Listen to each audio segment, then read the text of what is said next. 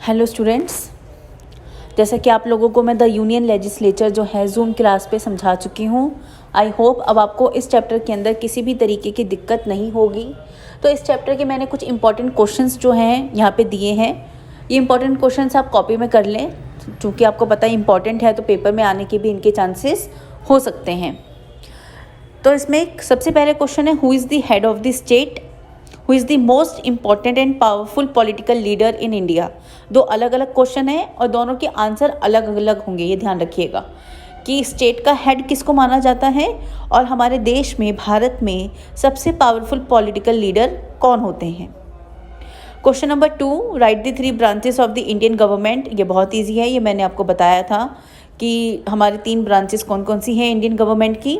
Who is the highest law making body. यहाँ पे आप ध्यान रखिएगा, लॉ मेकिंग बॉडी बोला जा रहा है कि सबसे हाईएस्ट लॉ मेकिंग बॉडी कौन सी होती है, खाली उसका नाम आपको लिखना है। नेक्स्ट है, why the country has been divided into different units, कि जो देश है वो अलग अलग यूनिट के अंदर क्यों बटा हुआ होता है।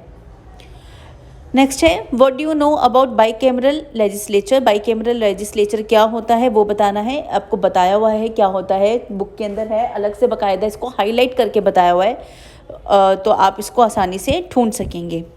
Right the composition of the Lok Sabha, बहुत ईजी है, ये मैंने आपको जूम क्लास पे भी समझाया था। कॉम्पोजिशन चेक किसी की भी हो, राज्यसभा की हो चाहे लोकसभा की हो, कॉम्पोजिशन हो गया या बेसिक क्वालिफिकेशन हो गई। ये कुछ क्वेश्चंस आपके इतने इंपॉर्टेंट होते हैं कि ये डेफिनेटली आते ही आते हैं पेपर में, तो आप इन टॉपिक्स को ज़रूर प्रिपेयर किया करें। नेक्स्ट क्वेश्चन है, right the basic qualification of the members of the Lok Sabha. देखिए वही क्वेश्चन आ गया है कि लोकसभा मेंबर्स की जो है बेसिक क्वालिफिकेशन क्या होती है, आपको वो लिखनी है। नेक्स्ट क्वेश्चन है आपका, डिफाइन यूनिवर्सल एडल्ट फ्रेंचाइज। बहुत इंपॉर्टेंट क्वेश्चन है ये आपका कि यूनिवर्सल एडल्ट फ्रेंचाइज जो है वो क्या होता है। ये आपका ना सिर्फ इस साल बल्कि आगे भी आपको आ सकता है ये। नेक्स्ट है, who presides the meeting of the Lok Sabha. Lok Sabha की मीटिंग को कौन प्रिसाइड करता है। नेक्स्ट है, right the composition of the Rajya Sabha. Rajya Sabha की आपको कॉम्पोजिशन बतानी है। मैंने आपको बोला ही है कि कॉम्पोजिशन इंपॉर्टेंट होती है, चाहे वो लोकसभा की हो चाहे वो राज्यसभा की हो।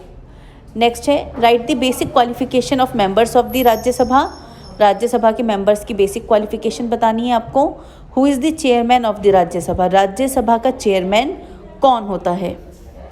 नेक्स्ट है, where money bill can only be introduced. Money bill कहाँ पर इंट्रोड्यूस्ड हो सकता है, ये मैंने आपको जूम क्लास पे बताया था। सिर्फ एक ही जगह है जहाँ पे मनी बिल जो है वो इंट्रोड्यूस्ड हो सकता है। नेक्स्ट है, व्हाट इज़ बजट। बजट क्या होता है। Who has the power to cut or reject the budget. किसके पास ये पावर होती है कि वो बजट को कट कर सकता है या बजट को रिजेक्ट कर सकता है। नेक्स्ट है, what is vote of no confidence. Vote of no confidence क्या होता है, बहुत इंपॉर्टेंट क्वेश्चन है ये आपका। और क्या होगा अगर वोट ऑफ नो कॉन्फिडेंस जो है वो लोकसभा के अंदर पास हो जाए। What is adjournment motion. ये मैंने आपको बताया था एडजर्नमेंट मोशन क्या होता है। लास्ट के जो टॉपिक्स हैं आपको उनमें मिलेगा। डिफाइन क्वारम ऑल्सो, कि क्वारम भी आपको डिफाइन करनी है कि हम क्वारम किसको कहते हैं। लास्ट क्वेश्चन है आपका, who can be removed from their post by impeachment. आपको सिर्फ उन पोस्ट के नाम लिखने हैं जो इम्पीचमेंट के ज़रिए हटाए जा सकते हैं। मैंने आपको बताया था कि कुछ पोस्ट ऐसी होती हैं कि वहाँ पर अगर कोई सेलेक्ट होकर चला गया तो वो इतनी इजीली नहीं हटते हैं, तो वो 3-4 पोस्ट ऐसी थी, तो उनके आपको सिर्फ नाम लिखने हैं। आई होप आपको किसी भी क्वेश्चन में कोई दिक्कत नहीं होगी और आपको आंसर इजीली मिल जाएंगे, तो आप इनको कॉपी में ज़रूर कर लें।